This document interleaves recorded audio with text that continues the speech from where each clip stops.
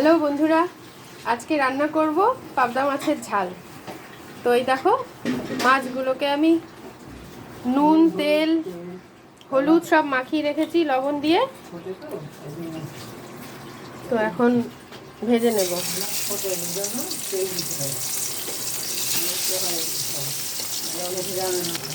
এক পিঠ হয়ে গেছে, আরেক পিঠ উল্টে নিচ্ছি।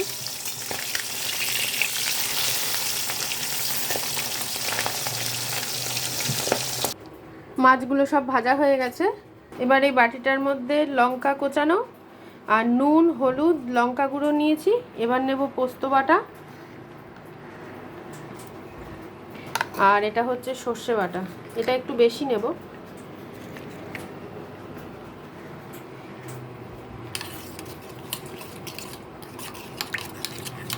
এবার এর সঙ্গে একটু নেব কাঁচা তেল। কাঁচা তেল নিয়ে নিয়েছি, আর একটু সর্ষে বাটা দিলাম, আর একটু মিষ্টি দিলাম। এটা একবারে চলে যাবে তেলের মধ্যে।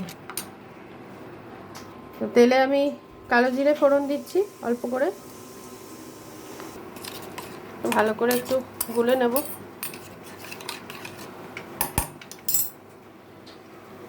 এবার আমি এখানে দিয়ে দেবো।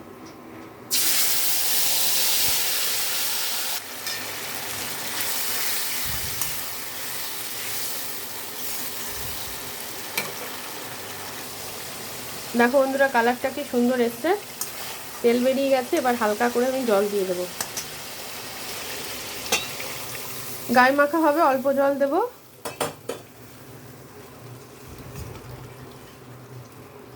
ফুটে উঠলে মাছগুলো দিয়ে দেবো। ঝোলটা ফুটে গেছে, এবার আমি মাছগুলো সব দিয়ে দেবো।